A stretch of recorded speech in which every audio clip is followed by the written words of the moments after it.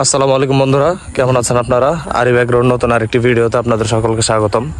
বন্ধুরা, আজকে চলে আসলাম আমরা আমাদের যে ঘাসের জমি রয়েছে সেই জমিটা দেখার জন্য। তো আমরা ইতিপূর্বে আমাদের এই ঘাসের জমিতে ঘাস কেটে শেষ করেছি এবং এখন আমরা আমাদের ফার্মের পাশেই যে পানির মধ্যে যে ঘাসগুলো রয়েছে আমাদের রাখা ক্ষেতগুলো, তো ওইখানে আমরা আমাদের গরুর ঘাস ওইখান থেকে আপাতত সংগ্রহ করতেছি। তো এই যে দেখতে পাচ্ছেন যে সামনেই যে ঘাসগুলো এগুলি হচ্ছে আমাদের জমিতে লাগানো ঘাস। এখানে আমরা জারা ওয়ান বা পাকচন অনেকে যেটাই বলে আর কি, সেই ঘাসটি লাগিয়েছি। এই ঘাসটি আমরা হারভেস্ট করেছি আনুমানিক 20-25 দিন আগে। তো এখন দেখতে পাচ্ছেন যে মাশাআল্লাহ অনেক গ্রোথ হয়েছে এবং এই ঘাসগুলোর মধ্যে আমরা সার ছিটিয়ে দিয়েছি। আমরা শুধু ইউরিয়া সার এই ঘাসের মধ্যে দেই, এছাড়া অন্য কোনো সার এখানে ব্যবহার করি না। কারণ ঘাসের জন্য আমি দেখেছি যে ইতিপূর্বে আমি আরও অনেক ধরনের সার ব্যবহার করেছি, কিন্তু ইউরিয়া সারে আমি সবচেয়ে ভালো ফলন পেয়েছি। তো দেখতে পাচ্ছেন যে আলহামদুলিল্লাহ এখানে প্রায় অনেকটাই বড় হয়ে গিয়েছে ঘাস। তো আরও আনুমানিক 15-20 দিন পর থেকে এটা হারভেস্ট করা যাবে।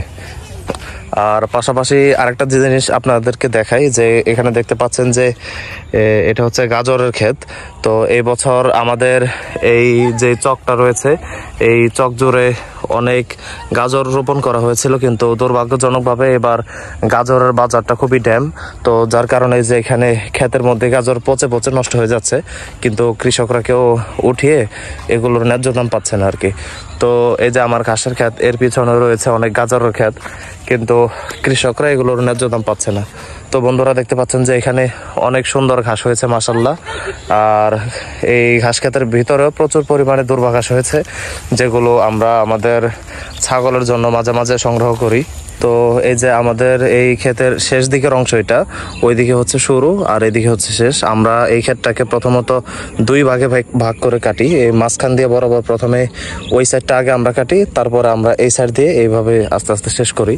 তো এই ঘাসগুলো মোটামুটি আমাদের গরুর 20 থেকে 25 দিন আমরা এই ঘাসগুলো খাওয়াতে পারি। এরপরে আমরা আমাদের ওই যে পানির মধ্যে যে ঘাসগুলো রাখা রয়েছে ওই ঘাসগুলো আমরা গরুকে কেটে কেটে খাওয়াই। ও আরেকটি সংবাদ দেওয়ার বিষয় আছে, সেটি হচ্ছে যে আমাদের খামারে যে ছাগলগুলো রয়েছে, তো আমরা চাচ্ছি যে সেই ছাগলগুলোকে আমরা বিক্রি করে দিব।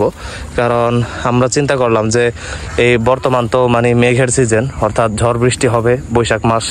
তো ছাগলগুলো মানে অতিরিক্ত বিরক্ত করতেছে আমাদেরকে, যার কারণে আমরা চিন্তা করতেছি যে সেই ছাগলগুলোকে আমরা বিক্রি করে দিব। তো আমরা দেখি যে আগামীকালকে হয়তো আমাদের কাছে হজরতপুর হাটে ছাগলগুলোকে নিয়ে যেতে পারি। ইনশাল্লাহ ন্যায্য দাম পেলে আমরা ছাগলগুলোকে বিক্রি করে দিব। আর পাশাপাশি দেখতেছেন যে আকাশের মধ্যে ঘন কালো মেঘ জমা হয়েছে, আর এই কিছুক্ষণ পরে হয়তো আকাশ ফেটে ভারী বর্ষণ শুরু হবে।